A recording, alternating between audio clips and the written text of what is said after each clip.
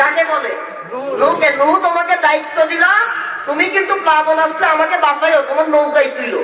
এই নৌকা বুঝলে আবার হাসিনার নৌকা বুঝেন নাকি? হাসিনার নৌকা বুঝলি ও বাংলাদেশ শেষ, ভারতের গোলামি করতে হবে। আমরা অন্তত এতটুকু বুঝতে পারি, বৈষম্য বিরোধী ছাত্র আন্দোলনের বিনিময়ে, হাজার হাজার প্রাণের কোরবানির বিনিময়ে আলেম ওলামা, শহীদ আল্লামা সাইদি, মতিউর রহমান নিজামী, মীর কাসেম আলী, আলী হাসান মুজাহিদের এবং বর্তমান 2024-এর রাজশাহী আলী রায়হান, আবু সাইদ, মুগ্ধ, ইয়ামিন, এদের রক্তের বিনিময়ে যেই স্বৈরাচারের পতন হয়েছে, আমরা বেঁচে থাকতে আর কোন স্বৈরাচারকে বাংলার জমিনে ঠাঁই দেব না। আগামীতে কোন স্বৈরাচার না, আল্লাহর গোলামদেরকে ক্ষমতায় বসাবো। রাজি কারা কারা দুটি হাত দেখতে চায়?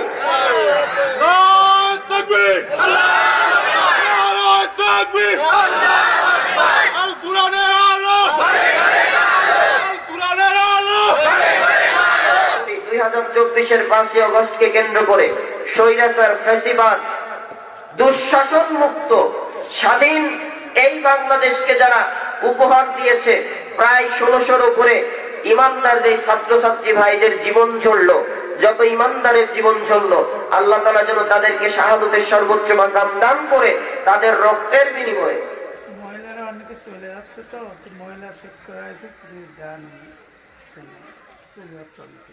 চলে তো যাবেই। এখানে তো আর 11টার পরে থাকবে না। আপনারা বক্তাকে নিয়ে এসে বসাই রেখে দেওয়ার কথা ছিল 9:30, সেইটাকে নিয়ে আসলেন 11:30, থাকবে না তো। তাহলে আমরা একটা কাজ করি, আমরা মোটামুটি মোনাজাতের দিকে আগাই যাই। আলোচনাও শেষ, আপনাদের মাকসাদও শেষ। এইরকম হবে না, আমি সেই পাবলিক না, গতানুগতিক ওয়াজ আমি করতে পারি না। আওয়ামী লীগ দুঃশাসনের সময় যাদেরকে ছাড়া মাহফিল হতো না, আপনারাও যদি এখন তাদেরকে মেহমান বানায় ওই রকম শ্রেণী দিতে পারেন, শুধু লেভেলটা আলাদা, আপনারা ওই স্বৈরাচারের পার্থক্য থাকবে। একজন আলোচক আলোচনা করা অবস্থায় আলেমের কথাকে বন্ধ করে কি জন্য একটা আন্দোলনকে কথা বলতে দেওয়া হয়? কষ্ট লাগতে পারে ভাই, এটা আমাদের আফসোস। 99% মুসলমান আজকে আমরা হিজড়া মার্কা। আজকে কোরআনের ইসলামের মৌলিক জ্ঞান নাই, তার কারণে আজকে আমাদের উপরে নাস্তিক মুদ্রাটা উঠে লাগায়। আমি মেহমান খানা এসেছি সম্ভবত 8টার ভেতরে, যেহেতু আমি জানি আমার মঞ্চটা হবে 9:30 থেকে 10টা 11টায় মাহফিল শেষ হয়ে যাবে, সেইখানে আলোচককে আলোচনা দিয়ে আধা ঘন্টা সময় খাওয়াইলেন, ঠিক আছে। আমি আসার পরও প্রায় 10 মিনিট বসে থাকা, এখন 11টা বাজে, কালেকশন যদি করতেই হয় তো কিভাবে করবো? আচ্ছা ঠিক আছে, আলোচনা আমি যতটুকু করব বা পারবো করব, আফসোস নাই। যেহেতু মসজিদ, আমি সবকিছুকে কোরবানি করে স্যাক্রিফাইস করলাম। আমাকে এখানে দাওয়াত দিয়েছে আপনাদের এলাকার কৃতি সন্তান, এই জন্যই বললাম ভাই, ছাত্র শিবির যারা করে, এই ছাত্র শিবির করার জন্য সন্তানকে আল্লাহ তাআলার দরবার থেকে দোয়া কবুল হওয়া লাগে। কোরআনের ছাত্র, কোরআনের কর্মী সবাই হতে পারে না।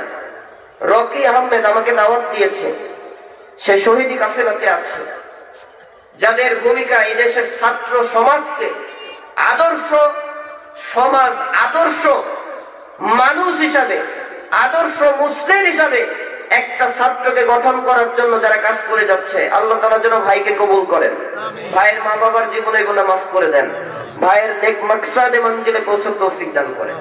তো আমি আসলে অসুস্থ, ভালো হলো যেহেতু একটা দেওয়া হয়েছে, মা বোনেরাও অধৈর্য হয়ে গেছেন, স্বাভাবিক। সন্ধ্যা থেকে শুরু করে কতক্ষণই বা বসবেন, আর এখনকার মাহফিলে আপনারাই মা বোনেরাই বেশি আছেন। তো আমি একটু কালেকশন মেহমান করেছে, বেশি কিছু না, জাস্ট চাদর কালেকশন। চাদর কালেকশন বোঝেন?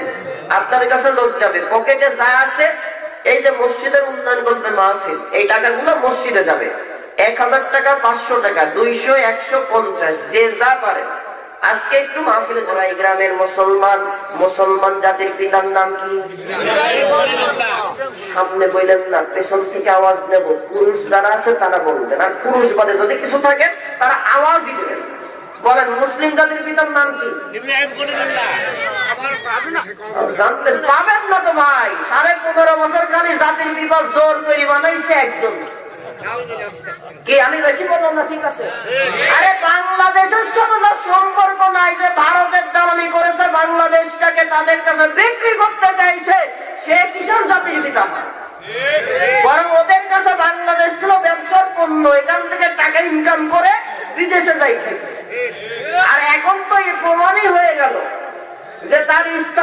মামু বাড়ি দিল্লিতে। আল্লামা সাইদি বলেছিলেন, বেশি লাফালাফি করো না, এই মৌলবাদরা একদিন গাছের গোড়া ধরে ঝাঁকি মারবে, সোজা যাই মামু বাড়ি যাই পড়বা। ঠিক 30 বছরের মাথায় আল্লাহ তাই করালো। মামু বাড়ি ছাড়ার পৃথিবীর কোন জায়গায় তার জায়গা না। মাঝে মাঝে খালি ওই আপনার অডিও খালি ফাঁস করে টুক করে ঢুকি পড়বো, শর্ট করে ঢুকি পড়বো।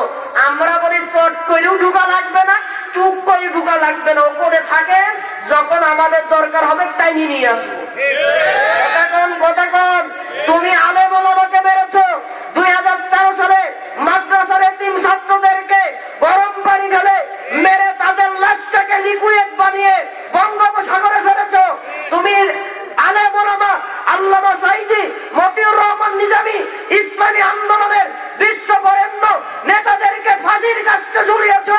বিএনপির দেশ বরেণ্য দেশপ্রেমিক নেতাদেরকে যুদ্ধাপরাধীর মামলা দিয়ে তুমি তাদেরকে হত্যা করেছো, গুম করেছো, খুন করেছো, আইনাঘর করেছো। তোমার আশা লাগবে না, আমরা নিয়ে ফাঁসি দেব না, আইনাঘরে রেখে তোর বিচার করবো। শুধু অপেক্ষা অপেক্ষা। এই জাতি যখন একবার খেপেছে তোমাকে আর সুযোগ দেবে না, থাকো ওখানে।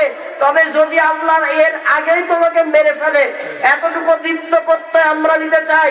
ও বড়ই গ্রাম এলাকার বাসী, গোপালপুরের মুসলমানেরা, এতটুকু দীপ্তই কি নিতে পারবেন কোরআনের পক্ষে যে ওই স্বৈরাচার যদি বাইরে মারা যায় তার লাশটাকে বাংলাদেশে ঢুকতে দেব না? রাজি আছেন? কারা কারা রাজি? দুটি হাত আল্লাহ তোমাকে দেখায় দেন। আল্লাহ কবুল করো, করে বলে না আমিন। কেন বললাম ভাই, এই দেশে সবার জায়গা হবে, একটা ভিক্ষুকের জায়গা হবে, কিন্তু ইসলাম বিদ্বেষী কোরআন বিদ্বেষীর জায়গা আল্লাহ দেয়নি, আমরা দেবো না। ও ভারতে মরেছে, ভারতে থাকছে, কথা কি ঠিক আছে ভাই? বলেন এইবার মুসলিম জাতির পিতার নাম কি? জোরে বলে। আসসালামু আলাইকুম ওয়া রাহমাতুল্লাহি তাআলা ওয়া বারাকাতুহু। نحمده ونستعينه ونستغفره ونعوذ بالله من شرور أنفسنا ومن سيئات أعمالنا. من يهده الله فلا مضل له ومن يضلله فلا هادي له. فقد قال الله تعالى في كلامه المجيد وفرقان الحميد. পুরুষেরা জবান ছেড়ে মা বোনেরা নিচে জামার সাথে পড়ুন, আউযু বিল্লাহি মিনাশ শাইতানির রাজীম। বিসমিল্লাহির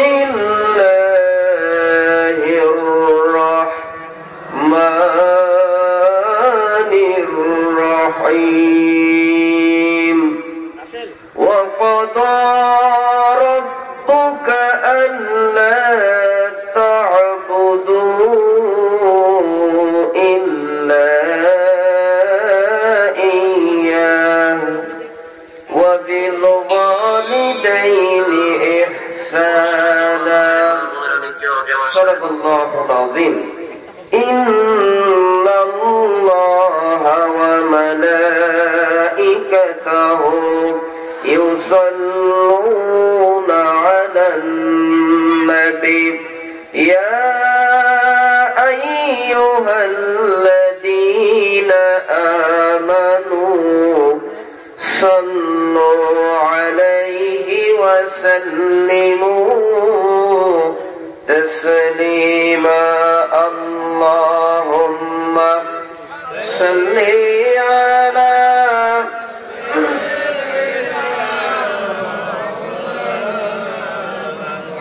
وعلى آل سيدنا. ঘুমাচ্ছেন কি? একটু হাত দেখান তো। ঘুমাস? আচ্ছা, বেঁচে আছেন কার একটু দেখি? লিল্লাহি তাকবীর। আল্লাহ রাসূলের শাফায়াত কি কিয়ামতের দিন দরকার আছে? জবাব জোরে দেন, পুরুষের মতো দেন। আছে? সেই আশায়, রাসূলের ভালোবাসায়, নবীর উম্মত হিসেবে আল্লাহ প্রদত্ত জবান দিয়ে ফরজে আইন ইবাদত, রাসূলের উপরে দরুদ উচ্চ স্বরে নিজ দায়িত্বে, মা বোনেরা নিচু আওয়াজে, পুরুষেরা উচ্চ আওয়াজে পড়ুন আল্লাহুম্মা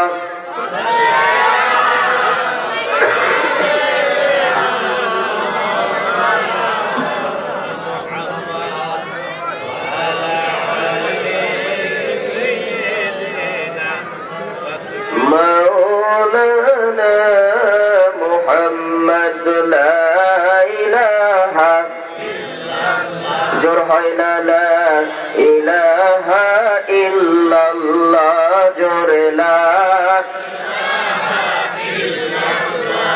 আল্লাহ নামের জিকির করেন যারা, আল্লাহর কাছে প্রিয় তারা। ঠিক না বেশি? কার নামের জিকির? পুরুষেরা আমার সাথে বলেন, আল্লাহ নামের জিকির করেন যারা, আল্লাহর কাছে প্রিয় তারা, আল্লাহর কাছে প্রিয় যারা, আল্লাহর জান্নাত পাবে তারা, জোরে লা ইলাহা ইল্লাল্লাহ, লা ইলাহা ইল্লাল্লাহ, লা ইলাহা লা ইলাহা ইল্লাল্লাহ মুহাম্মাদুর রাসূলুল্লাহ, করুন সাল্লাল্লাহু। বাংলাদেশের ঐতিহ্যবাহী জেলা নাটোর জেলার বড়াইগ্রাম উপজেলার গোপালপুর উত্তরপাড়া জামে মসজিদের উন্নতিকল্পে আয়োজিত অধ্যকার কোরআনের মাহফিলের মোহতারাম সভাপতি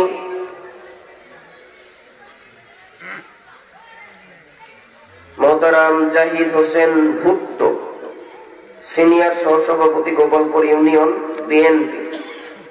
আল্লাহ তাআলা কোরআনের মাহফিলের সভাপতিত্ব করার কারণে যেন মোহতারামের জীবনের গুনাহ মাফ করে দেন, বলেন আমিন। মৃত্যু পর্যন্ত কোরআনের কর্মী হিসাবে যেন তাকে কবুল করে নেন, জোরে বলেন আমিন। আজকের প্রোগ্রামের সম্মানিত প্রধান অতিথি জনাব শামসুল আলম রনি, যুগ্ম আহ্বায়ক বড়াইগ্রাম উপজেলা বিএনপি। বিশেষ অতিথি জনাব শরীফুর রহমান সুজন সরকার, সাবেক সাংগঠনিক কি সম্পাদক বড়াইগ্রাম উপজেলা ছাত্রদল। আমন্ত্রিত অতিথিবৃন্দ, বিশেষ করে আজকের প্রোগ্রাম যাদেরকে নিয়ে, প্রোগ্রামের প্রধান আকর্ষণ আমার সামনে বসা বাবার বয়সী মুরব্বিয়ান আজম, প্রাণ প্রিয় তরুণ যুবক ভালোবাসার ভাইরা, পর্দার আড়ালে বসে থাকা অবলা সরলা সর্বগুণে গুণান্বিতা মা ও বোনেরা। আজকের প্রোগ্রামে আলোচনা করেছেন আমার পূর্বে প্রিয় ভাই কারি মাওলানা ইসরাফিল হোসেন নাটোরি, সদস্য বাংলাদেশ মাজলিসুল মুফাসসিরিন নাটোর। আলোচনা করেছেন হাফেজ কারি মাওলানা আব্দুল মুমিন জিহাদি, সদস্য বাংলাদেশ মাজলিসুল মুফাসসিরিন নাটোর জেলা। আর কথা বলেছেন মাওলানা আল আমিন নাটোরি সহ যারাই কোরআন থেকে কথা বলেছেন। আল্লাহ তাআলা যেন সকলের কণ্ঠকে কবুল করে নেন, বলেন আমিন। মাইকের আওয়াজ যত দূর যাচ্ছে, সকল ধর্মপ্রাণ মুসলমানদের কাছে আলোচনার শুরুতেই দোয়া পাবার আশায় আবারও দিচ্ছি আনুষ্ঠানিকভাবে সালাম। আসসালামু আলাইকুম ওয়া রাহমাতুল্লাহি ওয়া বারাকাতুহু। আল্লাহ তাআলার দরবারে শুকরিয়া আদায় করছি যে রব্বে কারীম আমাকে আপনাকে দুনিয়াবী সকল প্রকার কাজ থেকে জুদা করে, মুক্ত করে, ফারিক করে আসমানের নিচে জমিনের উপরে এই কোরআনের মাহফিল তথা জান্নাতি একটি পরিবেশ, জান্নাতি সমাবেশ, মাজালিসুল ইলমি হিয়া রাউদাতুম মিন রিয়াদিল জান্নাহ, এই জান্নাতি বাগানের মেহমান হওয়ার তৌফিক দিলেন। বেজার হয়েছেন না খুশি আছেন? যারা বেজার তারা হাত তোলেন, খুশি যারা তারা হাত দেখান। আলহামদুলিল্লাহ, আলহামদুলিল্লাহ বলেন। যে আল্লাহ তাআলা জীবনের গুনাহ মাফের ব্যবস্থা করে দিলেন, যে আল্লাহ তাআলা আমাদের উপরে যতক্ষণ এই প্যান্ডেলের ভেতরে থাকবেন, মা বোনেরা মহিলা প্যান্ডেলের অবস্থান করবে, আল্লাহ প্রত্যেকের উপর আসমান থেকে রহমত দিতে থাকবেন। সুবহানাল্লাহ। তাহলে এত সৌভাগ্য যে আল্লাহ দিলেন, তাকে শুকরিয়া আদায় করার দরকার আছে না নাই? জবান ছেড়ে সকল প্রকার জড়তাকে উপেক্ষা করে পড়ছি আলহামদুলিল্লাহ। দরুদ ও সালাম বিশ্ব নেতা মুহাম্মদুর রাসূলুল্লাহ সাল্লাল্লাহু আলাইহি ওয়াসাল্লামের উপর আত্মার প্রশান্তি কামনা করছি।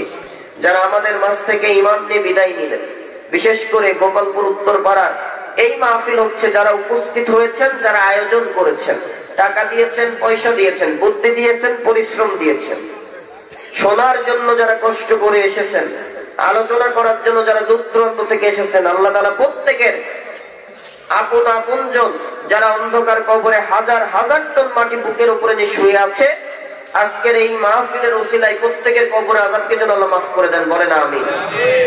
আরো শাহাদত কামনা করি 2024-এর 5ই আগস্টকে কেন্দ্র করে স্বৈরাচার, ফ্যাসিবাদ, দুঃশাসন মুক্ত স্বাধীন এই বাংলাদেশকে যারা উপহার দিয়েছে, প্রায় 1600-র উপরে ইমানদার যে ছাত্রছাত্রী ভাইদের জীবন ঝরলো, যত ইমানদারের জীবন ঝরলো, আল্লাহ তাআলা যেন তাদেরকে শাহাদতের সর্বোচ্চ মাকাম দান করে তাদের রক্তের বিনিময়ে। মহিলারা অনেকে চলে যাচ্ছে তো, মহিলা সেট করা হয়েছে, কিছু দান চলে তো যাবেই। এখানে তো আর 11টার পরে থাকবে না। আপনারা বক্তাকে নিয়ে এসে বসাই রেখে দেওয়ার কথা ছিল 9:30, সেইটাকে নিয়ে আসলেন 11:30, থাকবে না তো। তাহলে আমরা একটা কাজ করি, আমরা মোটামুটি মোনাজাতের দিকে আগাই যাই, আলোচনাও শেষ, আপনাদের মাকসাদও শেষ।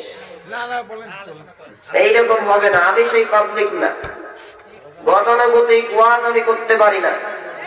আওয়ামী লীগ দুঃশাসনের সময় যাদেরকে ছাড়া মাহফিল হতো না, আপনারাও যদি এখন তাদেরকে মেহমান বানায় ওই রকম শ্রেণী দিতে পারেন, শুধু লেভেলটা আলাদা, আপনারা ওই স্বৈরাচারের পার্থক্য থাকবে। একজন আলোচক আলোচনা করা অবস্থায় আলেমের কথাকে বন্ধ করে কি জন্য একটা আন্দোলনকে কথা বলতে দেওয়া হয়? কষ্ট লাগতে পারে ভাই, এটা আমাদের আফসোস।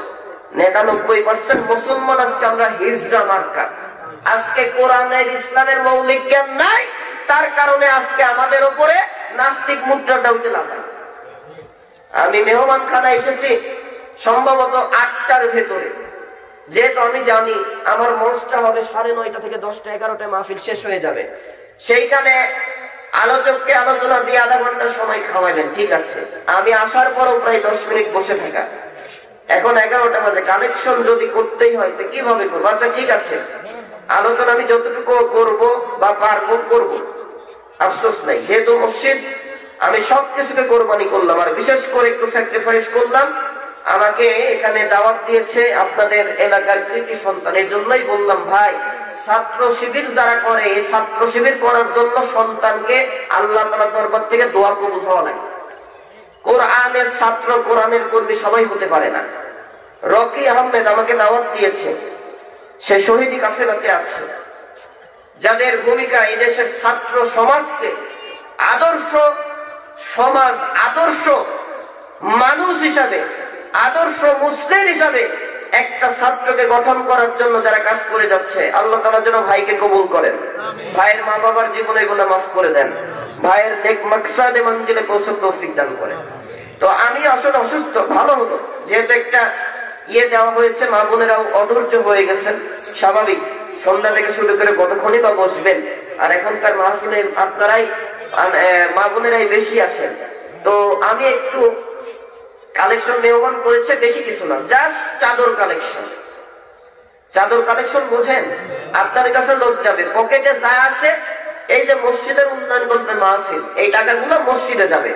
1000 টাকা, 500 টাকা, 200, 150, যে যা পারে আজকে একটু মাহফিলের জন্য দেন। ওঠেন মা বোনেরা, যারা ভলেন্টিয়ার আছেন ভেতরে, মেহেরবানি করে আপনাদের কাছে আহ্বান জানাচ্ছি, এই মসজিদের উন্নয়ন কল্পে আপনারা পুরুষরা কই পাঠান, আমি তো ঘোষণা দিচ্ছি, ভলেন্টিয়ার কই? ছেলেরা ওঠো, ছেলেরাও একটা চাদর নিয়ে ঢুকতে হবে, চাদর নিয়ে। ভাই পকেটে যা আছে একটু দেওয়ার চেষ্টা করেন, মা বোনেরা প্রাণ ভরে দেন। কোরআনের কথা বলা, শোনা, আমলের যত করা, আর কোরআনের কর্মী হওয়া, এটা আমাদের কাজ। কারণ আল্লাহ যদি এর উসিলায় মাফ করে, আমাদের আর কোনো সফলতা নাই। আল্লাহ যদি কিয়ামতে ক্ষমা করে দেয়, কিছু চাওয়াও নাই, শর্ত একটা, কোরআনের কাছে আসতে হবে, কোরআনের মাহফিল শুনতে হবে, যা শুনলেন আমল করতে হবে। রাজি আছেন তো ইনশাআল্লাহ? সেই লক্ষ্যেই 15 নম্বর পারা সূরা বনী ইসরাঈল, এই সূরার আরেকটি নাম আছে সূরা ইসরা। নাম কি ভাই? ইসরা 23 নম্বর আয়াতে কারিমার প্রথম অংশ তেলাওয়াত করেছি। সূরা বনী ইসরাইল বা ইসরাটা 17 নম্বর সূরা। সূরাটি মাক্কি, আয়াত আছে 111টি। এই সূরায় রুকু আছে 12টি, সিজদা আছে 1টি। সিজদাটা আছে 109 নম্বর আয়াতে কারিমায়। এই সূরায় শব্দের সংখ্যা 1559টি। কতটি ভাই? অক্ষর বা হরফ আছে 6480টি। কতটি?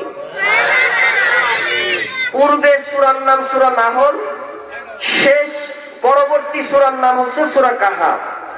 তথ্য সূত্র যতগুলো তথ্য দিয়েছি, তাফসিরে মাআরিফুল কোরআন, তাফসির ইবনে কাসির, তাফসিরে কুরতুবী, নাসাই, মুসলিম শরীফ, এইগুলো থেকে রেফারেন্স গুলো সংগ্রহ করা। এই সূরার আলোচ্য বিষয় আল্লাহ তাআলা সূরা বনী ইসরাইল বা ইসরার ভেতরে মুহাম্মদুর রাসূলুল্লাহর অন্যতম একটি মুজিজা, আল্লাহ তাআলা একটা মুজিজা দিয়েছেন, নাম কি? এই কোরআন যাদের কিতাব তারা জবান সারি করে। আমার হাতে কিতাবের নাম কি? আল্লাহর নবীর প্রায় 4000 মুজিজা ছিল, তার ভিতরে শ্রেষ্ঠ মুজিজা কোরআন। মারহাবা বলেন। দ্বিতীয় মুজিজা ছিল ইসরা এবং মেরাজ। ইসরা এবং মেরাজ, যেইটা সূরা বনী ইসরাইলের শুরুতেই আল্লাহ তাআলা নাজিল করে জানিয়ে দিয়েছেন। তাহলে রাসূলুল্লাহর ইসরা এবং মেরাজের বর্ণনা, মা বাবার খেদমতের বর্ণনা, আত্মীয় স্বজন, এতিমের হক, ওয়াদা পালন, নামাজ ও রূহ সম্পর্কে কুরাইশদের করা প্রশ্নের জবাবগুলো আল্লাহ তাআলা সূরা বনী ইসরাইলে দিয়েছেন। বলেন সুবহানাল্লাহ। এই সূরার আরেকটি নাম সূরা আল ইসরা। ইসরা শব্দের অর্থ হচ্ছে রাত্রির ভ্রমণ, নৈশ সফর, নৈশ ভ্রমণ, রাতের যাত্রা। সূরাটি যেই নামে আমরা চিনি সূরা বনী ইসরাইল, এর অর্থ হচ্ছে ইসরাইলের বংশধর বা ইহুদি জাতি। এই হলো আমার তেলাওয়াতকৃত আয়াতে কারিমার প্রেক্ষাপটে কিছু শানে নজুল বা সূরা সম্পর্কে কিছু জেনে নিলাম। এইবার আসেন সম্মানিত উপস্থিতি, আমার তেলাওয়াতকৃত আয়াতে কারিমায় আল্লাহ তাআলা ঘোষণা করছেন কি? ওয়াকাদা রাব্বুকা আল্লা তা'বুদু ইল্লা ইয়্যা। ও দুনিয়ার মানুষ, তোমাদের নেতা মুহাম্মদুর রাসূলুল্লাহকে মেরাজে নিয়ে প্রায় 27 বছর ধরে ট্রেনিং দিয়ে আমি 14টা দফা বাস্তবায়নের জন্য জমিনে দিয়েছিলাম, যার প্রথম কাজই ছিল নবী যে বলে দেন ওয়াকাদা রাব্বুকা আল্লা তা'বুদু ইল্লা ইয়্যা, তোমার রব কে? আল্লাহ। দেখো তো কোন জবান দিয়ে তোমার নাম উচ্চারণ হয় না, হইলেও আস্তে করে কয়, ওই কণ্ঠের হিসাব দিও, কে? আরেকবার কোন? আরশের দিকে তুলে বলেন, রব কে? এই আল্লাহ আদেশ দিচ্ছে নবী। দুনিয়ার মানুষ যারা নিজেদের ইমানদার বলে দাবি করে, তারা যেন একমাত্র আমি আল্লাহ ছাড়া আর কারো ইবাদত, গোলামি, দাসত্ব, চাকরগিরি না করে। সুবহানাল্লাহ। কার ইবাদত করতে হবে? প্রশংসা কার করবেন? আল্লাহ রাব্বুল আলামিন কোরআনুল কারীমে তার ইবাদতের বর্ণনা দিতে গিয়ে তিনি বলেন, ও দুনিয়ার মানুষ, কেন আমি আল্লাহর ইবাদত করব না? আমি আল্লাহ একমাত্র ইবাদত করার জন্যই তোমাদেরকে সৃষ্টি করেছি। আল্লাহ তাআলা কোরআনুল কারীমের সূরা জারিয়াতের 56 নম্বর আয়াতে কারিমা নাজিল করে দিয়ে বলেন, ওয়ামা খালাকতুল জিন্না ওয়াল ইনসা ইল্লা লিয়াবুদুন। আমি আল্লাহ রাব্বুল আলামিন জিন জাতি এবং মানব জাতিকে শুধুমাত্র, কেবলমাত্র, একমাত্র আমি আল্লাহ তাআলার ইবাদত করার জন্য সৃষ্টি করেছি। বল সুবহানাল্লাহ। কার ইবাদত? আল্লাহ রাব্বুল আলামিন বলেন, ও দুনিয়ার মানুষ, দুনিয়াতে প্রশংসা আদায় করবা, যাই করবা আমি আল্লাহর করতে হবে। কিভাবে করতে হবে আল্লাহ তাআলা কোরআনে বর্ণনা দেন, আমার সাথে পড়েন। আলহামদুলিল্লাহি রাব্বিল আলামিন। প্রশংসা সবই কেবল তোমারই। বলেন, প্রশংসা সবই কেবল তোমারি রব্বুল আলামিন। দয়ালু মেহেরবান করুণা ফুরান আর কেহ নয় তুমি মালিক, তুমি মালিক। মারহাবা বলেন। আল্লাহ রাব্বুল আলামিন তার ইবাদত করার কথা বলেছেন। ইবাদতের অর্থ আল্লাহ বলেন ইয়্যাকা না'বুদু ওয়া ইয়্যাকা নাস্তাঈন। আল্লাহু আকবার। আমরা সূরা ফাতিহাতে প্রতিদিন বলি আল্লাহ আমরা কিন্তু শুধুমাত্র কেবলমাত্র একমাত্র তোমারই ইবাদত করি। ইয়্যাকা না'বুদু, ইবাদত কার করি? আমরা হুজুর বলি, আপনারা বলেন না, বলেন। এইবার বলেন কোন সূরাতে তেলাওয়াত না করলে নামাজ হয় না? মাশাআল্লাহ, তো বেকায়দা ট্যালেন্ট ছেলে। এবার সবাই বলেন কোন সূরা? বুঝতে পারিস, আপনারা বুঝতে পারছেন না। আমারে কুষ্টিয়ায় সূরা ফাতিহার ডাক নাম আছে, ডাক নামটা বলবো? বলেন। আলহামদুলিল্লাহ সূরা, আলহামদুলিল্লাহ। আপনারা কি করেন? এই সূরাই বলেন, কিন্তু এই সূরা আল্লাহ নাম দিয়েছে সূরাতুল ফাতিহা। কি নাম? এই সূরা ফাতিহা যদি নামাজে তেলাওয়াত না করেন নামাজ হবে? আল্লাহ রাব্বুল আলামিন তিনি আমাদের শিক্ষা দিয়েছেন আমি আল্লাহ তাআলার গোলামি হবে। ও আমার গোলামেরা, আমি আল্লাহ যেভাবে তোমাদেরকে শিক্ষা দিয়েছি সেইভাবে আমার কাছে যাও। আমরা চেয়েছি ইয়্যাকা না'বুদু ওয়া ইয়্যাকা নাস্তাঈন। আমরা একমাত্র তোমার ইবাদত করি আল্লাহ, তোমার কাছে সাহায্য চাই। ইবাদতের অর্থ হচ্ছে আমি গোলামি আল্লাহ তোমাকেই করি, স্বীকৃতি দিচ্ছি সূরা ফাতিহায়, তোমার কাছেই চাই। কোন দরগা, কোন দুর্গা, কোন খাজা বাবা, কোন মাজার, কোন পীর আর কোন বটগাছের কাছে আমি সাহায্য চাইতে পারি। গোলাম কার? বাঁচাই রাখছেন কে? ও ভাই এতটুকু বোঝেন না কে যে আপনাকে যদি পীর সাহেব বাচ্চা দেওয়ার ক্ষমতা রাখে, পীর সাহেব চাকরি দেওয়ার ক্ষমতা রাখে, ওই পীরের কাছে কোনোদিন মালাকুল মউত আসতো না। কারণ মানুষ মরতে চাই না, মরতে চাই, বেঁচে থাকতে চাই। পীর সাহেব অসুস্থ হয়। কথা কি বোঝাতে পারলো? রাগ করছেন নাকি? ওই পেছনে বলে রাগ করতেছেন নাকি? কথা শোনা যাচ্ছে ভাই? একটু হাত দেখেন তো পেছন থেকে, পেছন থেকে। মাশাআল্লাহ, বুঝলাম, শোনা যাচ্ছে, আলহামদুলিল্লাহ। কষ্ট পাচ্ছেন না তো? সমস্যা নাই, আর আধা ঘন্টা আমি ঘড়ি মেপেই চলছি ভাই। জি আচ্ছা ঠিক আছে, বসাবো, ঠিক আছে। বসাতে গেলে তাহলে তো আবার কামান নিয়ে চলে আসা লাগবে। আল্লাহ রাব্বুল আলামিন তার ইবাদত কেন করবেন না? রব্বুল আলামিন তিনি তার ইবাদত করার প্রতি নির্দেশ দিয়ে আল্লাহ তাআলা কোরআনে অনেক আয়াত নাযিল করে জানাচ্ছেন ইন্না আনজালনা ইলাইকাল কিতাবা বিল হক ফা'বুদিল্লাহা মুখলিসান লাহুদ্দীন। নিশ্চয় আমি তোমার কাছে যথাযথভাবে এই কিতাব নাজিল করেছি। কিতাবের নাম কি? বলে বলেন। আল্লাহর ইবাদত করো এবং তারই আনুগত্য করো একনিষ্ঠভাবে। কার আনুগত্য? আল্লাহর আনুগত্য বোঝেন তো? আল্লাহ রাব্বুল আলামিন আরো বলেন আনি'বুদুল্লাহা ওয়া আতকুহু ওয়া আতিউন। যে তোমার আল্লাহর, যে আমি আল্লাহ তাআলা তোমাদেরকে বলছি তোমরা আল্লাহর ইবাদত করো, তাকে ভয় করো এবং আমার আনুগত্য করো। এর মাধ্যমেই তোমাদের সফলতা আসবে। সুবহানাল্লাহ বলেন। সম্মানিত উপস্থিতি, যারা আল্লাহ তাআলার আনুগত্য করবে তথা আল্লাহর হুকুম মেনে আল্লাহর ইবাদতে লিপ্ত হয়ে যাবে, আল্লাহ তাআলা কিভাবে তাদের সাথে থাকেন একটা ঘটনা। সাইয়েদেনা দ্বিতীয় আদমের নাম বলা হয় কোন নবীকে বলেন তো? একজন বলেছেন, একটু জোরে বলেন। নূহ নবী। কি নাম? কোরআনে কিন্তু তার নামে একটা সূরা আল্লাহ তাআলা নাযিল করেছেন। সুবহানাল্লাহ বলেন। হযরত নূহ আলাইহিস সালাম প্রায় ৯৫০ বছর এই আল্লাহ প্রদত্ত দিনের দাওয়াত জাতির কাছে দিল। যত দাওয়াত দিতে যাই মাইরে মাইরে বেহুশ করে ফেলে রেখে যায়। ওই নূর সময় আল্লাহ তাআলা মহাপ্লাবন দিয়ে ওর জাতিকে ধ্বংস করে দিয়েছিল। নূহের ছেলে কেনানো সেই ধ্বংসের ভিতরে পড়ে গিয়েছিল। ওই সময়ে নূহের প্রতি ঈমান এনেছিল একজন বৃদ্ধা মহিলা। ভাই বিরক্ত হচ্ছেন নাকি?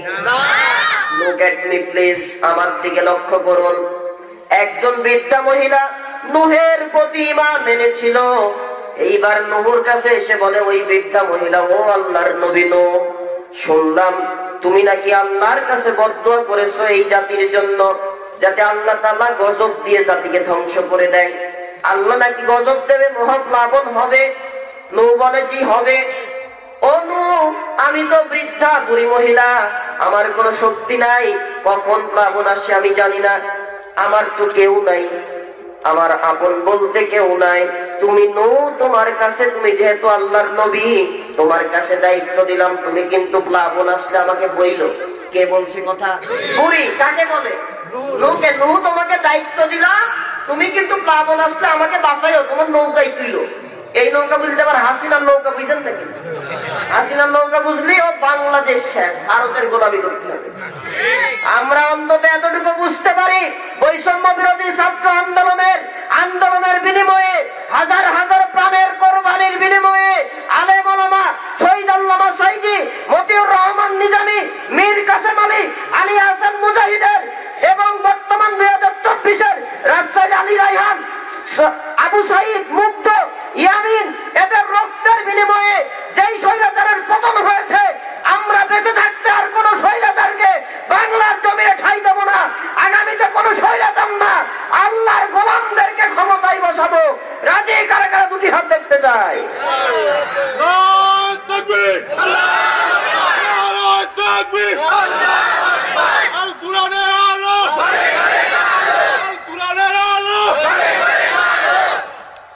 আলহামদুলিল্লাহ। শুধু মাহফিলে না, সজাগ থাকেন। আল্লাহর কোরআন আমাদের জানাই দিয়েছে, ফেরাউন পতন হয়েছে, ফিরে আসেনি। নমরুদের পতন হয়েছে, তারাও ফিরে আসেনি। আবু জাহেলের পতন হয়েছে, ফিরে আসেনি। আমরা বিশ্বাস রাখি, কোরআন আমাদের ভরসা। হাসিনা এবং তার এই দল, নাপাক দলের পতন হয়েছে, আর কোনদিন ফিরে আসবে না ইনশাআল্লাহ। তবে তারা আসবে না, আসার জন্য চক্রান্ত করছে কোন কোন গ্রুপের ব্যানারে। প্রত্যেককে সজাগ থাকতে হবে।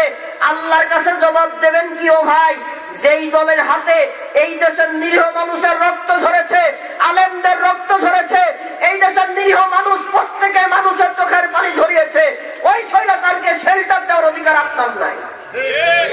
অতএব আমরা সজাগ থাকবো। আমরা আল্লাহর গোলাম। এই জমিন তো আল্লাহর গোলামরা বাঁচতে হবে। কোন দালাল, স্বৈরাচারের দালালকে আমরা সামনে দেবো না।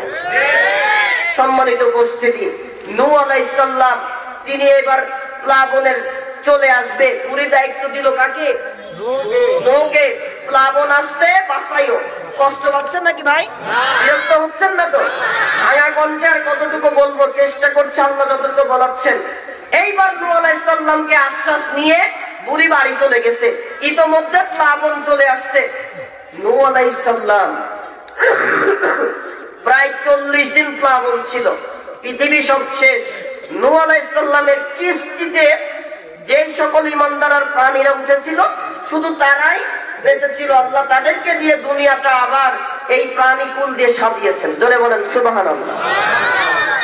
নূহ আলাইহিস সালাম নৌকাটা যখন তার জুদি পাহাড়ে গিয়ে ঠেকলো, ঠেকার পরে নূহ আলাইহিস সালাম সব প্রাণীকুলকে নামাচ্ছে। নামার পরে উনি যেই মাটিতে পা দিল, তখন নূহ আলাইহিস সালামের ব্রেনে আঘাত লাগলো। হায় আল্লাহ, সর্বনাশ তো একটা হয়ে গেল। কি হলো? নূহ আলাইহিস সালাম বলে, ঈমান এনেছিল এক বৃদ্ধা মহিলা, প্লাবনের আগে বলছিল নূহ কখন আসবে আমি জানি না, কানে শুনি কম, চোখে দেখি বেশি নাকি? তাও বলে ঠিক, চোখে বেশি দেখি, চোখে কম দেখি, প্লাবন কখন আসবে জানি না, তুমি কিন্তু বাঁচাইও। আমার তো সাদা মনে নাই। বুড়ি কি মরে গেল, আল্লাহর কাছে কি জবাব দেবো? বুড়ির বাড়ি কোথায় এখন তার দিক ঠিক নাই। কোন একটা নিশানা করে বেচারা নূহ আলাইহিস সালাম ছোটা শুরু করলেন। ছুটতে ছুটতে যায়, দেখে পুরীর যেখানে ঘর ছিল একটা ছোট্ট ঘরের ছাউনি, ওই ঘরটা ওই রকমই আছে। এই কয়জন সুবহানাল্লাহর পেছনে কি নাউজুবিল্লাহ নাকি? তো জোরে কোন সুবহানাল্লাহ। মহাপ্লাবন মানে পৃথিবী শেষ। ওই কিস্তি থেকে যা নামছে তাদের দিয়ে পৃথিবী তৈরি হবে। কিন্তু একজন বৃদ্ধা ইমানদার মহিলা, ওই যে আল্লাহ তাআলা বললেন আনি ইবুদুল্লাহ ওয়া আত্তাকু ওয়া আত্তাকুহু ওয়া আতিউন, তোমরা আল্লাহর ইবাদত করো, তাকে ভয় করো এবং আনুগত্য করো আল্লাহর। আল্লাহর আনুগত্যের ইবাদত করলে কি হয় এটার প্রমাণের জন্য আমি বলছি, নূহ আলাইহিস সালাম বাড়িতে যে বলে বুড়িমা আসেন, বাড়ি থেকে বুড়ি উঠলা হাতে করে বেড়াই বলছে নূহ তুমি কি এসেছো আল্লাহর নবী নূহ, এই দেখো আমি রেডি আছি, চলো তোমার কিস্তিতে উঠবো। সুবহানাল্লাহ। আরেকটু আস্তে করি, কষ্ট হবে, বুঝতে পেরেছি। আওয়াজটা শোনেন, এরপরে কালকে সকালে নাস্তার পর সুবহানাল্লাহ ভাইয়া। নূহ আলাইহিস সালাম সেজদায় পড়ে গেলেন, যে বলে আল্লাহ এই খেলাটা কি হচ্ছে। আল্লাহ রাব্বুল আলামিন নূহ আলাইহিস সালামকে বলে ওরে নূহ তুমি তো নবী, যদিও তুমি মানুষ, মানবিক কারণে হয়তো তুমি তোমার একজন উম্মতের কথা ভুলে গিয়েছো, কিন্তু আমার একজন বান্দা না খেয়ে কষ্ট করবে, যাই করুক না কেন আমি আল্লাহ তাআলার প্রতি যারা ঈমান আনে তাদেরকে আমি আল্লাহ তাআলা কখনো ভুলি না। ও নূহ তুমি এই বৃদ্ধা বুড়ির কথা ভুলে গিয়েছো, কিন্তু এই বৃদ্ধা বুড়ি তো তোমার প্রতি আমার প্রতি ঈমান এনেছে, একে বাঁচানোর দায়িত্ব আমি আল্লাহ রাব্বুল আলামিন আরশে মহল্লা থেকে নিজে দায়িত্ব পালন করেছি। কোন সুবহানাল্লাহ, আরো জোরে সুবহানাল্লাহ। কি জন্য বাঁচালেন? বুড়ি মানানছে কার উপরে? গোলামি করেছে কার? আল্লাহ। তাকে প্লাবন কখন এসলো কখন গেল টেরই পাওয়াই নাই। জোরে বলেন সুবহানাল্লাহ। রব্বুল আলামিন এরপরে বলেন ওমা উমিরু ইল্লা লিয়াবুদুল্লাহা মুখলিসিনা লাহুদ্দিন হুনাফা ওয়া ইউকিমুস সালাতা ওয়া ইউতুজ যাকাতা ওয়া যালিকা দীনুল কাইয়্যিমা। আল্লাহু আকবার।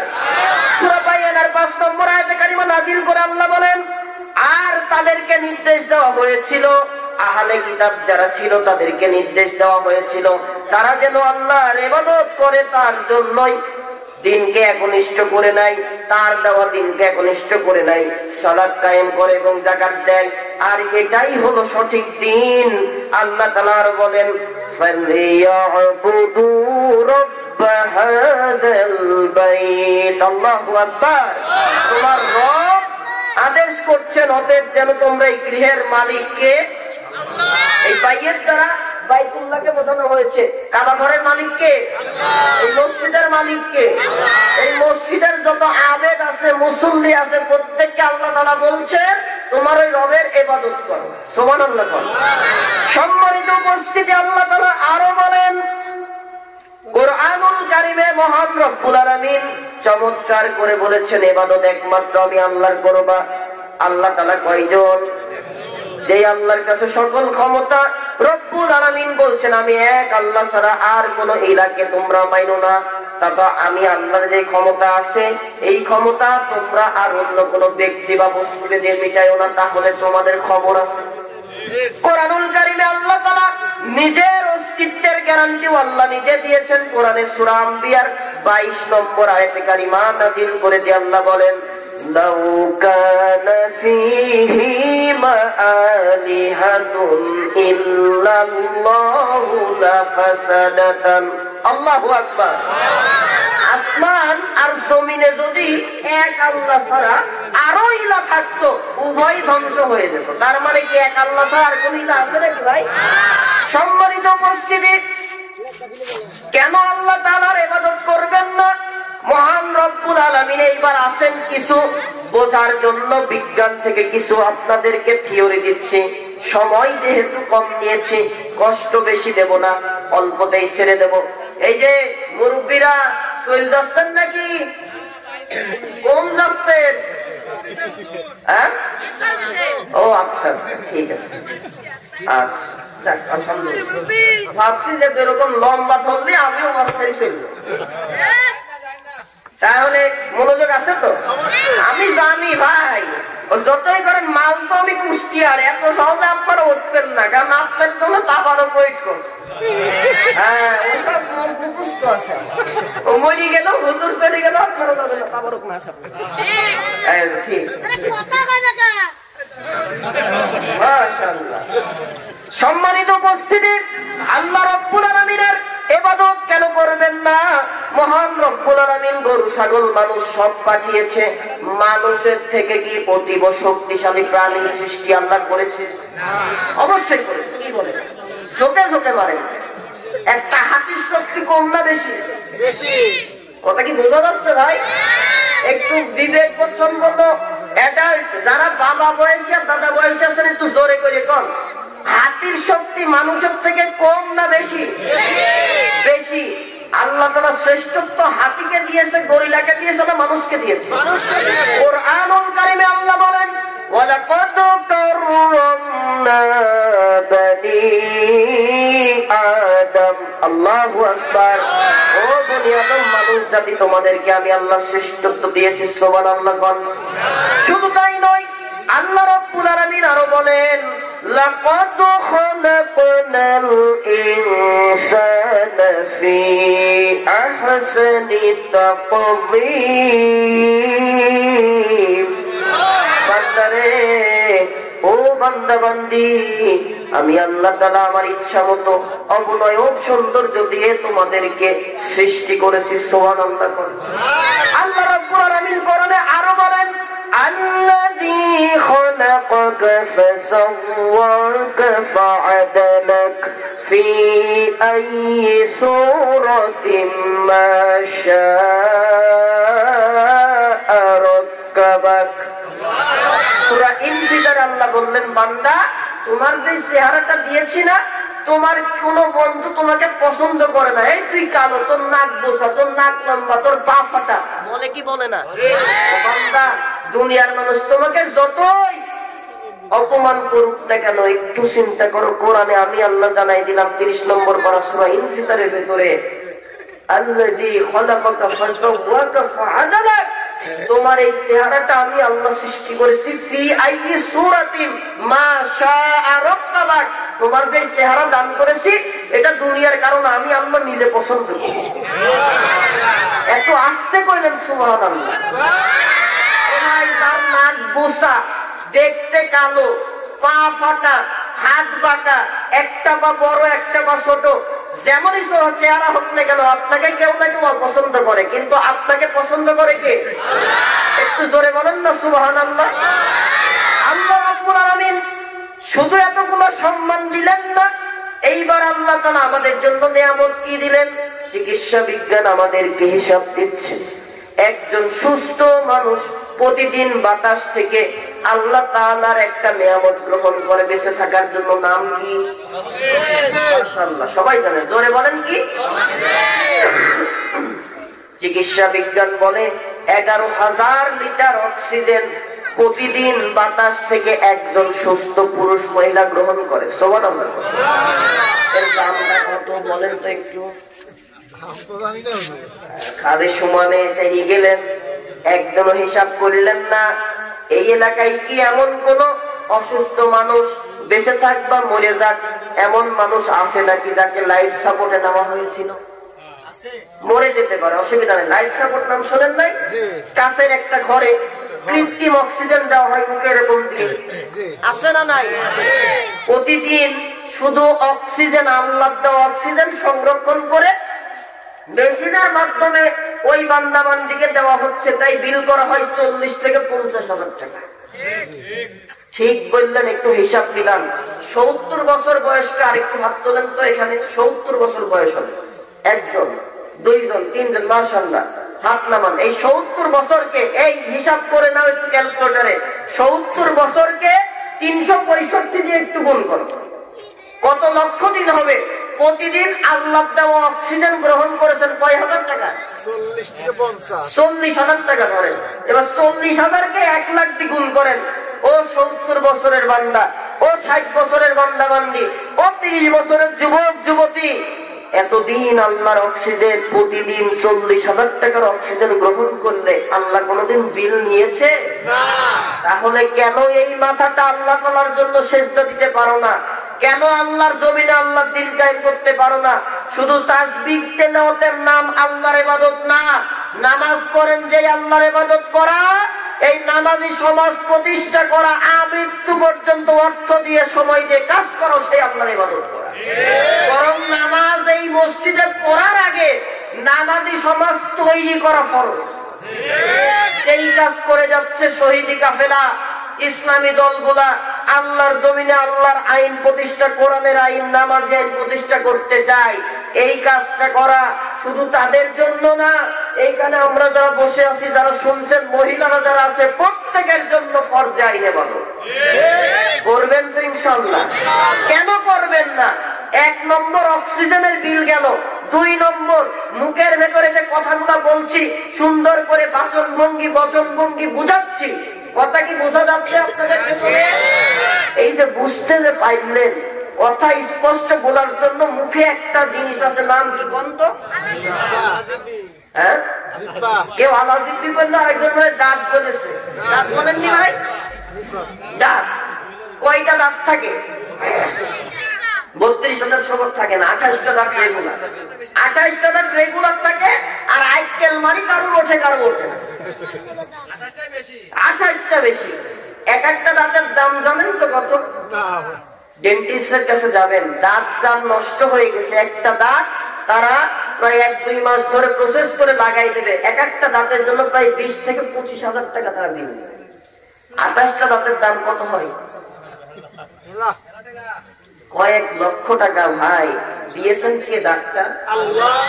বুঝতে পারলাম। যারা আল্লাহর নাম বললেন না, বললেন হুজুর কি যে বলেন, মার পেটে আসলাম বুকরা হই।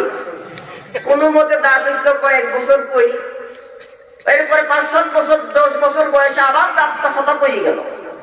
এই দাঁতকে আমরা ইঁদুরের করতে দিয়ে বললাম, ইঁদুর মামা আমার দাঁতটা নাও, তোমার দাঁতটা নাও। মানে এই পাবলিক বলছে যে ইঁদুরই আমার দাঁত দিয়েছে। কি ইঁদুর দাঁত দিয়েছে বিশ্বাস করেন কি? হাত তোলেন। কেউ তুলবে না। সিটার সিটার অথচ বলার সময় সব বলে। ও ভাই, দাঁতটা দিয়েছে কে?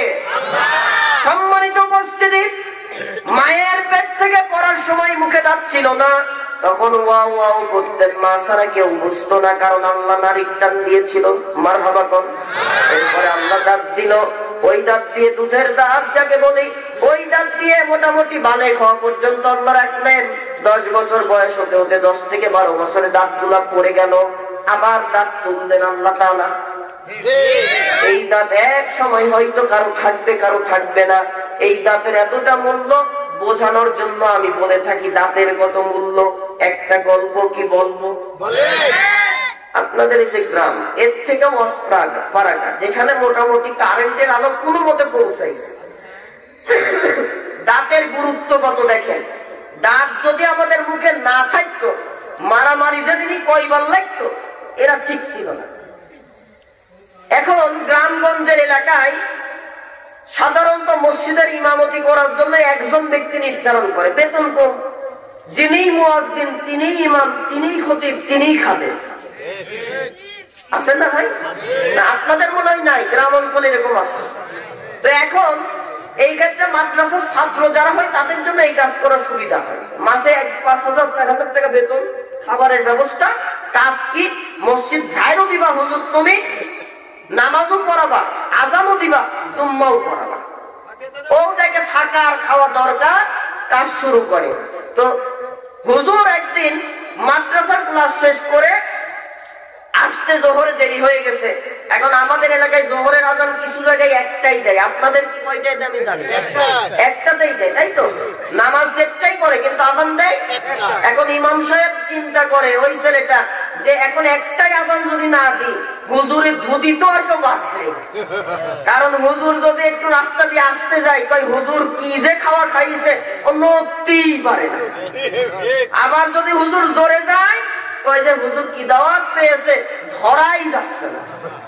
বলে কি বলে না ভাই?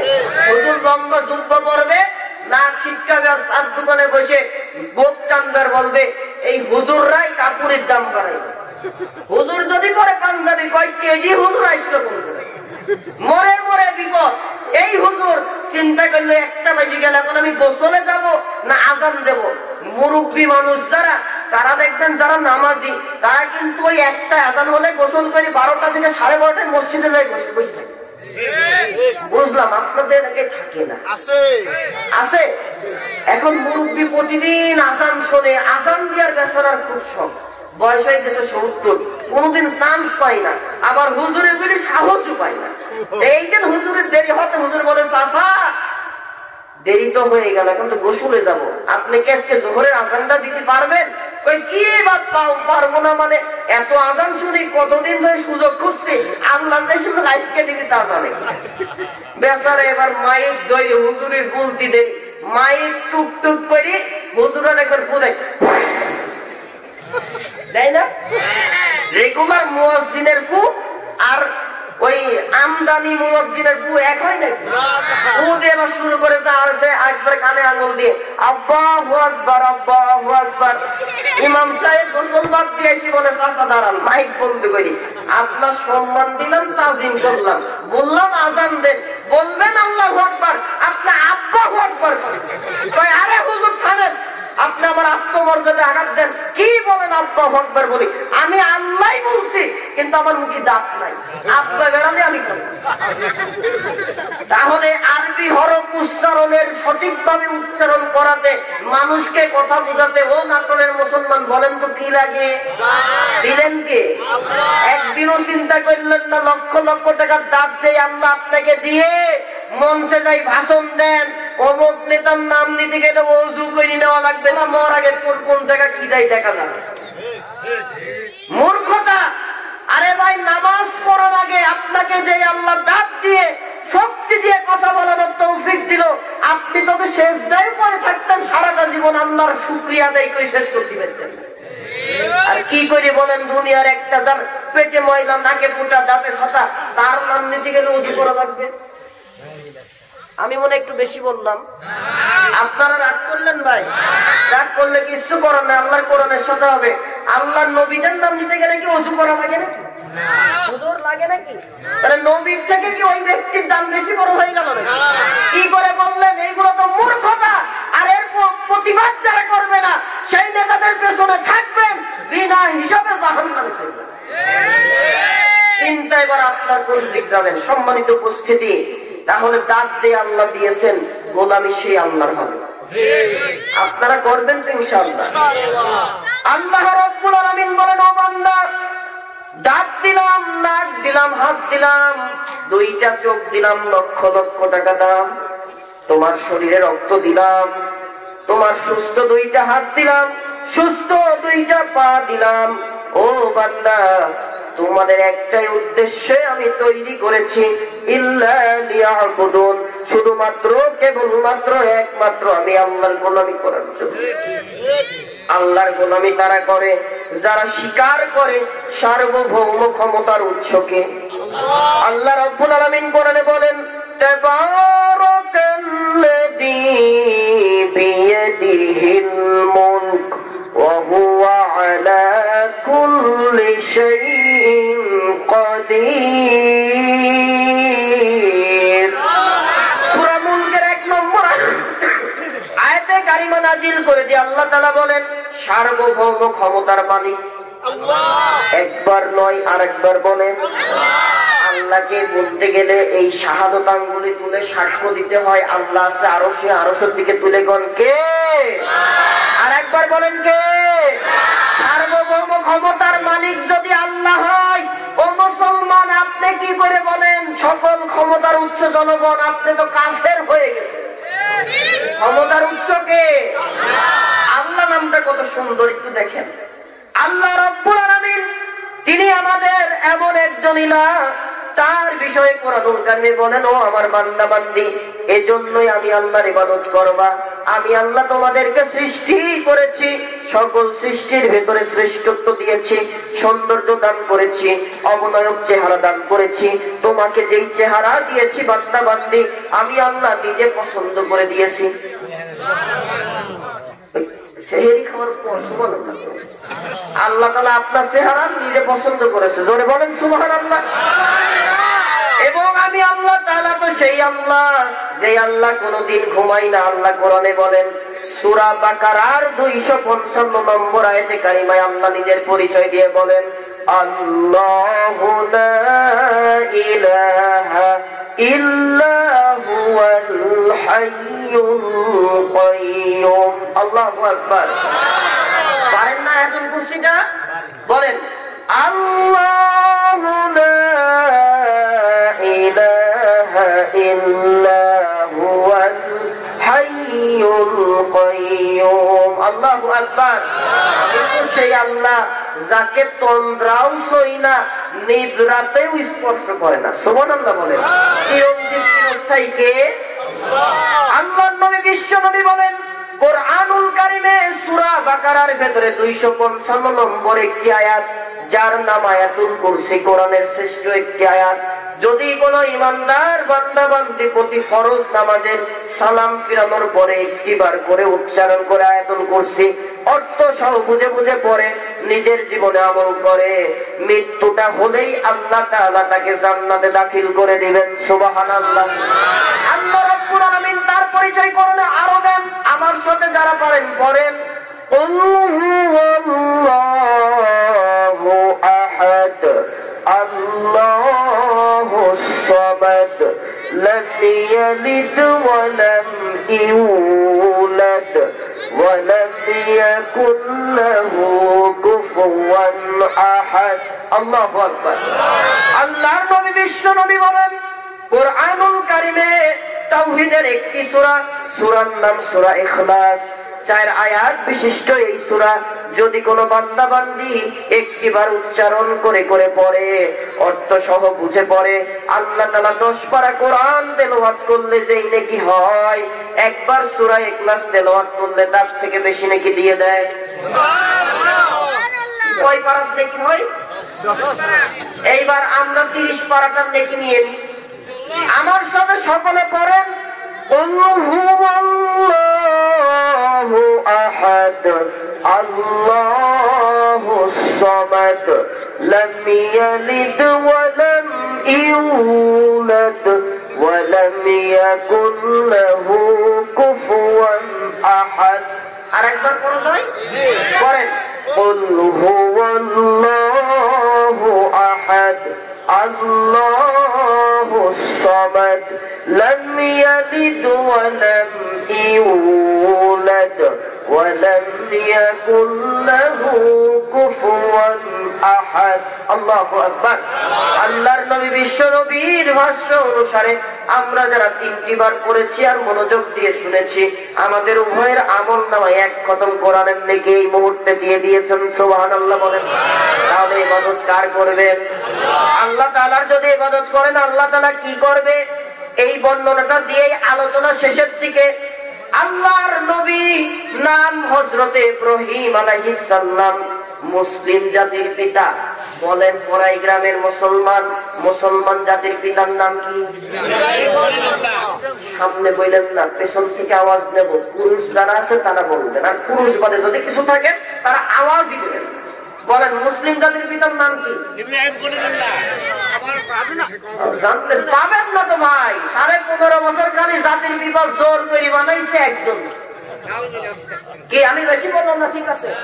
আরে বাংলাদেশের সাথে সম্পর্ক নাই, যে ভারতের দালালি করেছে বাংলাদেশটাকে তাদের কাছে বিক্রি করতে চাইছে, সে কিশোর জাতির পিতা। বরং ওদের কাছে বাংলাদেশ ছিল ব্যবসার পণ্য, এখান থেকে টাকা ইনকাম করে বিদেশে যাইছে। আর এখন তো এই প্রমাণই হয়ে গেল যে তার স্থানে এখন মামু বাড়ি দিল্লিতে। আল্লামা সাঈদী বলেছিলেন, বেশি লাফালাফি করো না, এই মৌলবাদরা একদিন গাছের গোড়া ধরে ঝাঁকি মারবে, সোজা যাই মামু বাড়ি যাই পড়বা। ঠিক 30 বছরের মাথায় আল্লাহ তাই করালো। মামু বাড়ি ছাড়ার পৃথিবীর কোন জায়গায় তার জায়গা না। মাঝে মাঝে খালি ওই আপনার অডিও খালি ফাঁস করে টুক করে ঢুকি পড়বো, শর্ট করে ঢুকি পড়বো। আমরা বলি শর্ট করেও ঢুকা লাগবে না, টুক করে ঢুকা লাগবে না, ওপরে থাকে, যখন আমাদের দরকার হবে টাইনি নিয়ে আসবো। কতক্ষণ তুমি আলেম ওলামাকে মেরেছো।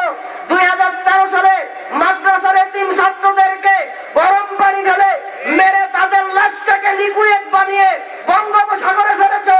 তুমি আলেম ওলামা আল্লামা সাঈদী, মতিউর রহমান নিজামী, ইসলামী আন্দোলনের বিশ্ব বরেণ্য নেতাদেরকে ফাঁসির কাস্টে ঝুলিয়েছো। বিএনপির দেশ বরেণ্য দেশপ্রেমিক নেতাদেরকে যুদ্ধাপরাধীর মামলা দিয়ে তুমি তাদেরকে হত্যা করেছো, গুম করেছো, খুন করেছো, আইনাঘর করেছো। তোমার আশা লাগবে না, আমরা নিয়ে ফাঁসি দেবো না, আইনাঘরে রেখে তোর বিচার করবো। শুধু অপেক্ষা, অপেক্ষা। এই জাতি যখন একবার খেপেছে তোমাকে আর সুযোগ দেবে না, থাকো ওখানে। তবে যদি আল্লাহ এর আগেই তোমাকে মেরে ফেলে, এতটুকু দীপ্ত প্রত্যয় আমরা নিতে চাই। ও বড়ই গ্রাম এলাকার বাসী, গোপালপুরের মুসলমানেরা, এতটুকু দীপ্তই কি নিতে পারবেন কোরআনের পক্ষে যে ওই স্বৈরাচার যদি বাইরে মারা যায় তার লাশটাকে বাংলাদেশে ঢুকতে দেবো না? রাজি আছেন? কারা কারা রাজি? দুটি হাত আল্লাহ তোমাকে দেখায় দেন। আল্লাহ কবুল করো, করে বলে না আমিন। কেন বললাম ভাই, এই দেশে সবার জায়গা হবে, একটা ভিক্ষুকের জায়গা হবে, কিন্তু ইসলাম বিদ্বেষী কোরআন বিদ্বেষীর জায়গা আল্লাহ দেয়নি, আমরা দেবো না। ও ভারতে মরেছে, ভারতে থাকছে। কথা কি ঠিক আছে ভাই? বলেন এইবার মুসলিম জাতির পিতার নাম কি? জোরে বলেন। ইব্রাহিম আলাইহিস সালাম মুসলিম জাতির পিতা। ওই সময়ের শ্রেষ্ঠ কাফেরে কুফার ছিল, নাম তার নমরুদ। এই নমরুদ ইব্রাহিমকে জ্বালিয়ে পুড়িয়ে দেওয়ার জন্য অনেক দিন ধরে বড় আগুনের গোলক তৈরি করলো। এত তেজ আগুনের গোলকের, এই আগুনের কাছে কেউ যেতে পারে না, কাছাকাছি। মনে করেন ওই রাস্তার কাছে আগুন, এত দূর থেকে তেজ হিটের জন্য দূরে থাকে। ইব্রাহিম আলাইহিস সালামকে তো আগুনের ভেতরে ফেলবে, কি করে ফেলবে? গুলটি জানেন? গুলটি পাখি মারা হয়, কি বলেন আপনারা? আচ্ছা, আমাদের এটাকে গুলটি বলে। এইরকম একটা দূর থেকে ছুড়ে মারার মতো যন্ত্র বাড়িয়ে ইব্রাহিমকে আগুনে ফেলে দেওয়া হলো। ইব্রাহিম কার গোলাম? আস্তে করি কার গোলাম? পেছন থেকে বলেন শাহাদাত আঙ্গুলি তুলে, ইব্রাহিম গোলাম কার? আল্লাহ রাব্বুল আলামিন ইব্রাহিমের আগুনে পড়ার আগে আগুনকে নোটিশ জারি দিলেন। আল্লাহ তাআলা কোরআনে সেটাও কোট করলেন, কুল্লা ইয়া নারু কুনি বারদাও ওয়া সালামুন আলা ইব্রাহিম। ও আগুন, আমার খলিল ইব্রাহিম তোমার ভেতরে যাচ্ছে, তার জন্য তুমি শান্তিদায়ক ঠান্ডা হয়ে যাও। সুবহানাল্লাহ বলেন। মুফাসসিরিন ইকরাম বলছেন, আল্লাহ তাআলা যদি এখানে সালাম শব্দ ব্যবহার না করে শুধু যদি বারদাও দিতেন, আগুন এমন ঠান্ডা ইব্রাহিমের জন্য হয়ে যেত, ইব্রাহিম ডিপ ফ্রিজ মার্কা হয়ে বরফে শেষ হয়ে যেত। সুবহানাল্লাহ। এইবার আগুনের ভেতরে ইব্রাহিম ভালোভাবে বসে আছে, জীবন যাপন করে। নমরুদ ছাদের উপর থেকে দেখে আর বলে, ওই আগুন, এতদিন ধরে তোর জ্বালালাম, তোর এত তেজ, কাছে যেতে পারি না। আমার শত্রু ইব্রাহিমকে দূর থেকে ছুঁড়ে মারলাম, তাও ইব্রাহিমকে পুরাইস নাকি? কি হলো? আল্লাহ তাআলা আগুনের গায়েবী আওয়াজকে খুলে দিলেন। সুবহানাল্লাহ। আল্লাহ তাআলা আগুনের জবাব দেওয়ার ব্যবস্থা করে দিলেন। আগুন নমরুদকে ডাক দিয়ে বলে, ওরে নমরুদ রে, আমি আগুনের তেজ আছে না নাই এটা যদি প্রমাণ করতে হয়, তুই নমরুদ আয়, তোকে এবং তোর সাম্রাজ্যকে জ্বালিয়ে পুড়িয়ে ছারখার করে আমি দেখাইয়া দেব। কিন্তু আমি আল্লাহর কসম করে বলি, এই আমার ভেতরে যে ইব্রাহিম আছে, ইব্রাহিম আল্লাহর গোলাম, আল্লাহর খলিল, তার একটা পশমও আমি আগুন পুরাতে পারবো না। জোরে বলেন সুবহানাল্লাহ। আল্লাহ তাআলার ইবাদত বন্দেগী করার কারণে রব্বুল আলামিন যদি আগুনের ভেতর থেকে ইব্রাহিমকে বাঁচাতে পারে, আমাদের কি আল্লাহ তাআলা বিপদ থেকে বাঁচাতে পারে না? একবার ফসল নষ্ট হবে, আফসোস নাই, আর একবার আল্লাহ তাআলা ডাবল ফসলে বরকত দিয়ে পূর্ণতা দান করবে। ইউনূস আলাইহিস সালাম একটা ভুল করলেন, মাছের পেটে চলে গেলেন, যাকে মসনবী বলা হয়। হযরতে সাইয়েদনা ইউনূস আলাইহিস সালাম মাছে তাকে গিলে ফেলে দিল। ইউনূস তিনটা বিপদের ভেতরে পড়লো। কয়টা বিপদ? জোরে কর, একটু আস্তে কর। 1 নম্বর রাতের অন্ধকার, 2 নম্বর সমুদ্রের অতল তলে তলিয়ে থাকা অন্ধকার, 3 নম্বর বড় তিমি মাছের পেটে থাকা অন্ধকার। বিজ্ঞান বলে তিমি মাছ তার পেটের হজম শক্তিটা এত শক্তিশালী, যেই খাবারগুলা তিমি মাছ যাই খাক না কেন 3 মিনিটের মাথায় ওইটা হজম হয়ে লিকুইড হয়ে পেছনের দরজা দিয়ে বাইর হয়ে যায়। আল্লাহু আকবার। কয় মিনিট লাগে? ইউনূস সেখানে কতদিন ছিল? মত বিভেদ আছে, তবে গ্রহণযোগ্য মত 40 দিন। কতদিন? 40 দিন ইউনূস আলাইহিস সালাম ওখানে অবস্থান করলেন। যখনই মাছের পেটে গেলেন, খাজা বাবার কাছে চাইলেন না, দুনিয়ার কোন পীর সাহেবের কথা মানলেন না, স্মরণ করলেন না, দুনিয়ার কোন নেতার কাছে না, চাইলেন কার কাছে? সাহায্য। তিনি কিভাবে সাহায্য চাইলেন আল্লাহ তাআলা কোরআনে সেটাও বললেন। সূরা আম্বিয়ার ভেতরে আমার সাথে পড়েন, লা ইলাহা ইল্লা আনতা সুবহানাকা ইন্নী কুনতু মিনাজ জালিমিন। আল্লাহ সাক্ষ্য দিচ্ছে তুমি ছাড়া কোনো ইলাহ নাই। আমি ইউনূস আমার নফসের উপরে জুলুম করে ফেলেছি। ও টাইম তো পার হয়ে গেছে 10 মিনিট। আচ্ছা ঠিক আছে। হযরত ইউনূস আলাইহিস সালাম তিনি আল্লাহকে বললেন, আল্লাহ সাক্ষ্য দিচ্ছে আমি ইউনূস, তুমি ছাড়া কোনো ইলাহ নাই। আমি ইউনূস আমার নফসের উপরে জুলুম করে ফেলেছি। তুমি যদি এখন এই বিপদ থেকে আমাকে না বাঁচাও, কেউ বাঁচাতে পারবে না। আল্লাহু আকবার। আল্লাহ রাব্বুল আলামিন আমাদেরকে জানায়া দিয়েছেন, ও নবী আপনি জানেন এবং কিয়ামত পর্যন্ত এই কোরআন যারা পড়বে তারা কেউ জানায়া দেন, ইউনূস যখনই বিপদে পড়ে আমি আল্লাহর কাছে সাহায্য চাইলো, 1 সেকেন্ড আমি আল্লাহ দেরি করি নাই, তাকে সাহায্য পাঠাইছি। কোরআনে বলেন, فاستجبنا له ونجيناه من الغم وكذلك ننجي المؤمنين।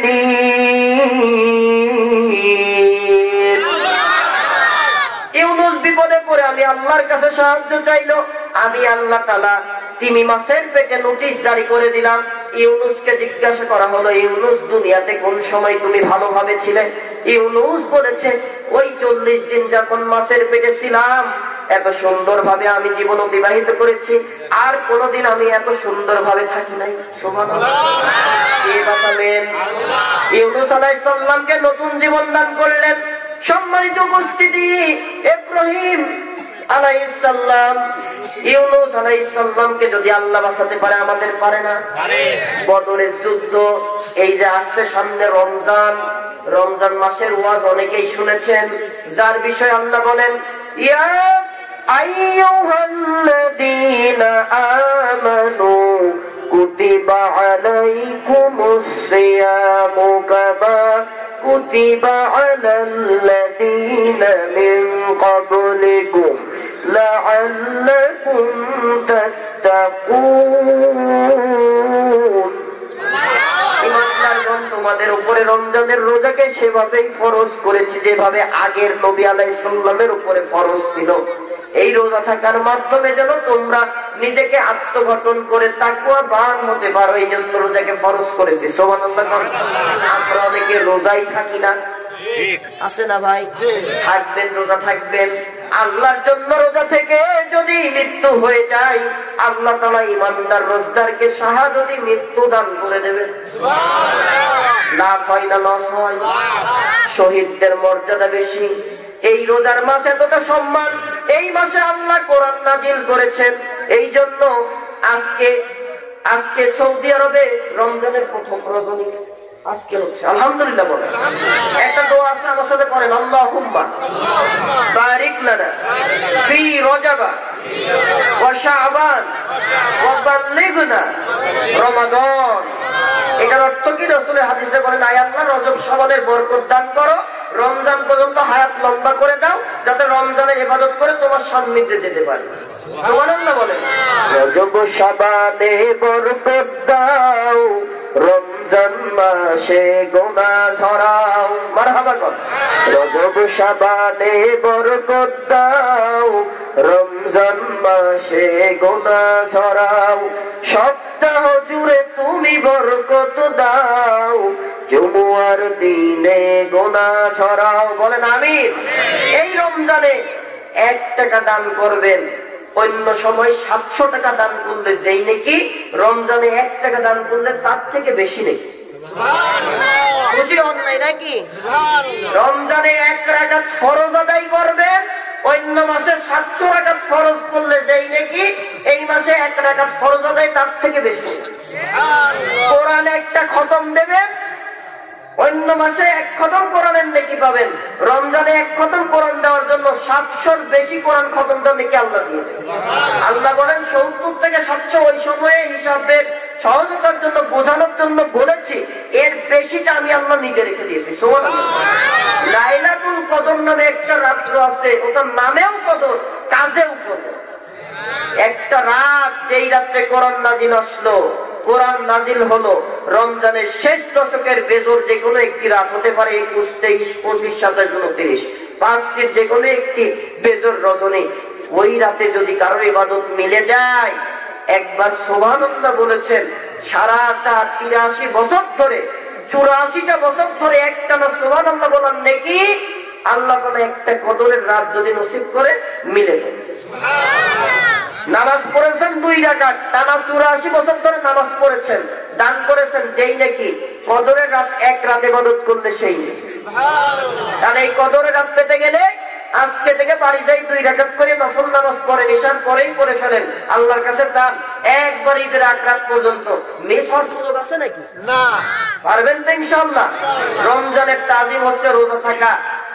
সুস্থ, বিবেক সম্পন্ন, স্বাধীন নরনারী যদি শরীয়তের ওজর ছাড়া রোজা না রাখে, একটা রোজা না রাখলো অথবা ইচ্ছা করে ভেঙে ফেললো, একটার জন্য তার কাফারা কয়টা?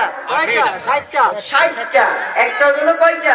60টা। আর যেই একটা করলেন না, তাই সেই একটা, মোট হলো কয়টা? 61। এই 61টা করা লাগবে। একবার যে 30টা করেননি, গুণ করেন কয়টা? 1800টা রোজা, আরো 30টা, 1830টা রোজা, অথবা 1830 জন মিসকিনকে খাওয়ানো সম্ভব হবে? তাহলে এর থেকে ভালো রোজা থাকা। শুধু নিজেরা থাকবেন না, বাচ্চাদেরকেও তুলে দেবেন যতক্ষণ পারেন। রমজান আসছে ইবাদতের জন্য, ইবাদতের জন্য, আল্লাহর জন্য নিজেকে কোরবানি করে দেন। এর মাধ্যমে আল্লাহ তাআলা লাআল্লাকুম তাত্তাকুন, রোজা থেকে মিথ্যা বলেন নাই, আল্লাহ তাআলা হিসাব নেবে, গুনাহ হবে বলে আল্লাহ কিন্তু বাঁচাই দেবে, জীবনের গুনাহ মাফ করে তাকওয়াবান করবে। রমজান আসছে সামনে, সালাতুত তারাবি, ইতিকাফ, দান সদকা, আল্লাহর পথে ব্যয়, ইসলামের জন্য বেশি বেশি কাজ করা। করতে পারবো তো আমরা ইনশাআল্লাহ? ইনশাআল্লাহ। কি যুবকেরা কাজ করা যাবে? মোনাজাত পার্টি আপাতত বন্ধ করো। মোনাজাত বুঝো তো? কি কি এই মোনাজাত বলতে নামাজের মোনাজাত বলছি না, ওইটা করেন, সমস্যা নাই। কিন্তু রাস্তার ধারে, ঝোপে ঝাড়ে, তাল গাছের নিচে, খেজুর গাছের নিচে মার মার মার মার মার আছে না? নাই, করা যাবে না, করা যাবে না। আল্লাহ তাআলা দিয়েছে আঙ্গুলটা তাসবিহ জপার জন্য। সুবহানাল্লাহ, আলহামদুলিল্লাহ, আল্লাহু আকবার, আস্তাগফিরুল্লাহ বেশি বেশি করতে হবে। আল্লাহ তাআলা এই রসুলের জীবনে এগুলো যদি মাফ করে দেয়, এটাই সফলতা। পারবো তো ইনশাআল্লাহ? এই রমজান আসলে সামনে, এতটুকু কথা বলে অবসরের কথা এখানেই শেষ করছি। সুবহানাকাল্লাহুম্মা বিহামদিকা, আশহাদু আল্লা ইলাহা ইল্লা আনতা, আস্তাগফিরুকা ওয়া আতুবু ইলাইক।